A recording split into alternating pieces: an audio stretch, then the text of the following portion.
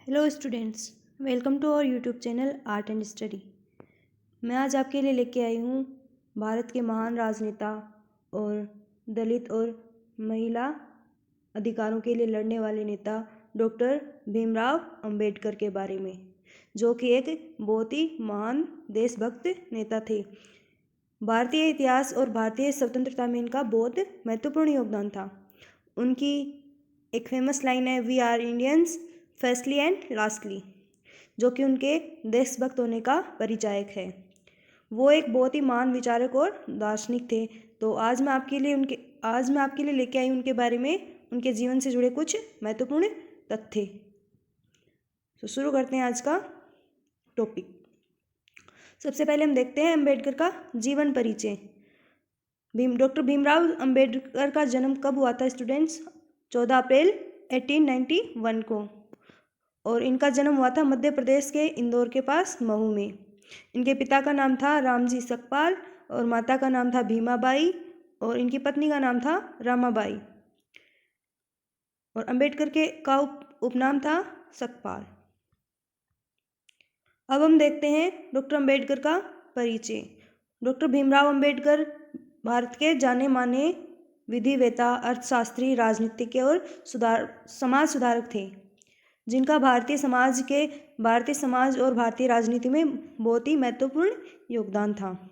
ये दलित बौद्ध आंदोलन के प्रेरक, अस्पृश्यता के विरुद्ध अभियान चलाए इन्होंने और श्रमिक, महिलाओं, किसानों और इनके अधिकारों के लिए वो आजीवन लड़ते रहे।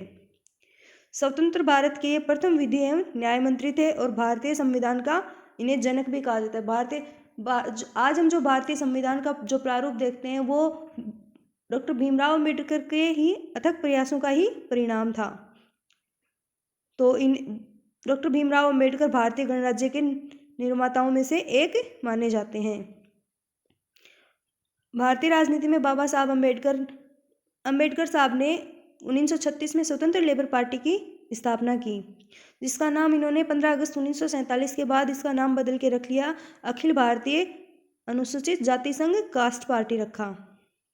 अब हम देखते हैं डॉक्टर भीमराव अंबेडकर की प्रमुख और प्रसिद्ध किताबें और उनके महत्वपूर्ण लेख के बारे में। तो डॉक्टर भीमराव अंबेडकर द्वारा प्रकाशित पहला लेख था भारत में जाति, उनकी प्रणाली, उत्पत्ति और विकास क्या है। दूसरा है evolution of provincial finance in British India. इनकी नेक्स्ट बुक है जाति के विनाश। उनकी नेक्स्ट बुक है हु वर द शूद्रा, जो कि एक बहुत ही फेमस बुक है। और एक और फेमस बुक है जिसका नाम है the untouchables a thesis on the origin of untouchability. Next book का नाम है थॉट्स ऑन पाकिस्तान। एंड इससे नेक्स्ट बुक का नाम क्या है students? The Buddha and his Dhamma. और इनकी एक और बुक है जिसका नाम है बुद्ध या कार्ल मार्क्स।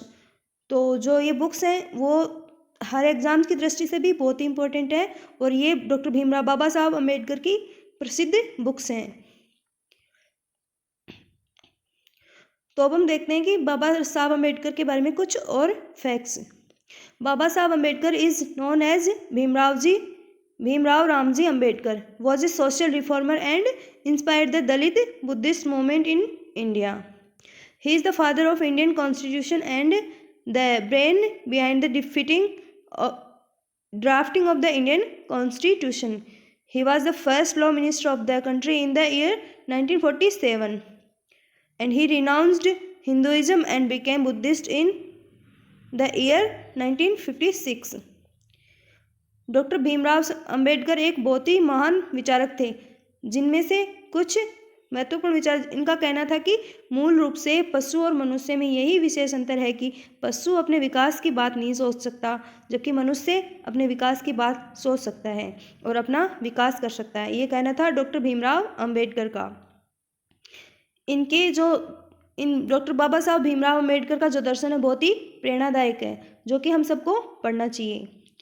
दूसरी एक बात और कहते हैं कि जब उन्होंने अपना धर्म परिवर्तन किया था तो उन्होंने समाज को ये संदेश दिया था कि मैं यह परिवर्तन किसी भौतिक लाभ के लिए नहीं कर रहा हूँ, मैं अगर अछूत भी बना रहा हूँ तो एक ऐसी कोई उपलब्धि नहीं है जो मैं प्राप्त नहीं कर सकता, मैं केवल अपने आध्यात्मिक नजरिए के कारण अपना धर्म परिवर्तन कर रहा हूँ।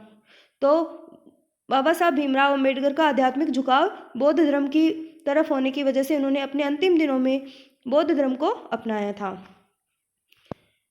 भारत के पहले प्राइम मिनिस्टर पंडित जवाहरलाल नेहरू का उनके बारे में कहना था कि डॉक्टर भीमराव अंबेडकर को भारतीय हिंदू समाज के तमाम अत्याचारी स्वरूपों के खिलाफ एक विद्रोह के प्रतीक के रूप में याद किया जाएगा। तो ये थे बाबा साहब भीमराव